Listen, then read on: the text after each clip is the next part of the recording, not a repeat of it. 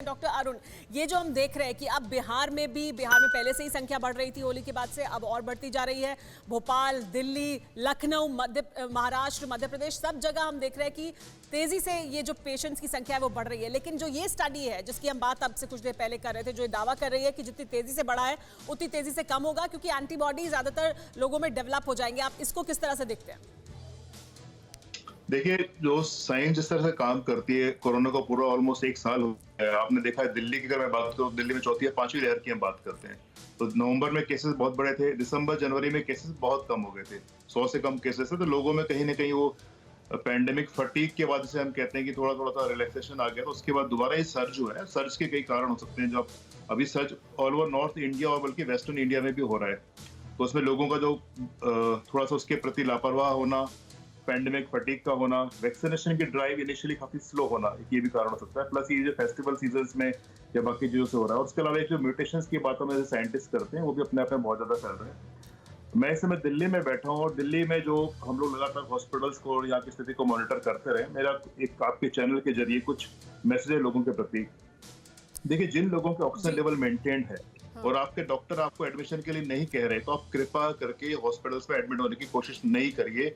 बहुत से लोग जबरदस्ती घबराहट में बेड ऑक्यूपाई करने के चक्कर में एडमिट हो रहे हैं। बिल्कुल मत होइए, इससे अननेसेसरी प्रेशर पड़ रहा है हॉस्पिटल्स पे। प्लस अगर आपको एडमिशन की जरूरत नहीं तो आपका घर में केयर अस्पताल के मुकाबले बेहतर है, ज्यादा सुरक्षित है।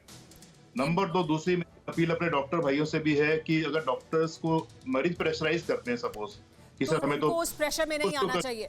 बहुत सही बात कह रहे हैं डॉक्टर अरुण। जो आप कह रहे हैं वो बहुत अहम बात है कि आप पहले ही रिसोर्सेज कम है, उन पर और प्रेशर ना डालें, पैनिक नहीं करें।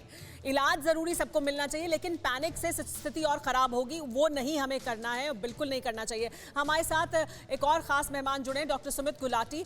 डॉक्टर सुमित, लैंसेट का ये दावा है कि ये जो संख्या है अभी पेशेंट्स की जिस तेजी से आगे बढ़ रही है, इसमें हम जून के अंत तक लगभग 2000 मौत तक देख सकते हैं एक दिन में होने के लिए। आपने यूके में भी देखा है कि किस तरह से वहां पर अलग अलग वेव्स आई हैं। क्या आप मानते हैं कि ऐसा जो दावा किया जा रहा है लैंसेट की रिपोर्ट का, उसमें पुख्तगी है, उसमें दम है, ऐसी संभावना दिखाई दे रही है? Thank you Sumera. देखिए, रिसर्च और साइंस दो चीजें जनरली झूठ नहीं बोलती हैं, बट एक चीज बहुत क्लियर है, जैसे लॉज ऑफ यूनिवर्स जो हैं वो हमेशा सेम रहेंगे। एंड बेस्ड ऑन दैट, जो इस पब्लिक हेल्थ कम्युनिकेबल डिजीज है, इन्फेक्शियस डिजीज है, उसका मेन ट्रांसमिशन जैसे होता है और उसके बाद जो मेन उसका जैसे एंड होता है, ये किसी भी डिजीज का है, तो वो I think that will follow. अब वो कितनी जल्दी होगा, it will depend on other things, जैसे कि किस कंट्री में और क्या म्यूटेशंस आ रहे हैं और पब्लिक हेल्थ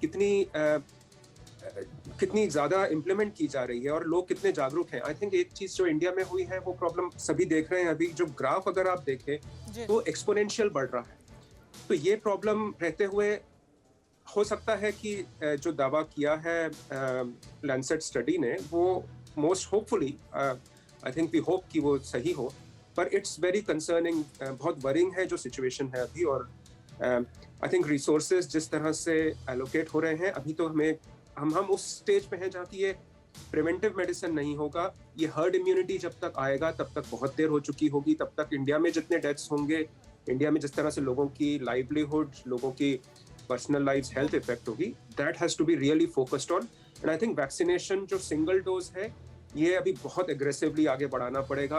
मैं इसके बारे में आपसे डॉक्टर सुमित जानूंगी कि सिंगल डोज से कितनी इम्यूनिटी मिलती है, और क्योंकि बहुत सारे लोगों को सिंगल डोज मिल चुकी है लेकिन सेकंड डोज नहीं मिली है, कुछ को सेकंड डोज अभी मिली है लेकिन उनका अभी समय पूरा नहीं हुआ है, तो उस पर हम वापस आएंगे। लेकिन जो आप कह रहे हैं वो बहुत अहमियत रखता है कि अभी जो स्थिति है उसमें जो फटीग आ गया था, जो सरकारों की तरफ से भी ढिलाई बढ़ती गई, वो तमाम चीजें जो हैं वो बहुत अहम रोल अदा कर रही है और इस वजह से हम देख रहे हैं कि एक्सपोनेंशियल बहुत तेजी से ये ग्राफ बढ़ा है। सोमवार से शुक्रवार शाम 6 बजे सिर्फ TV9 भारतवर्ष पर।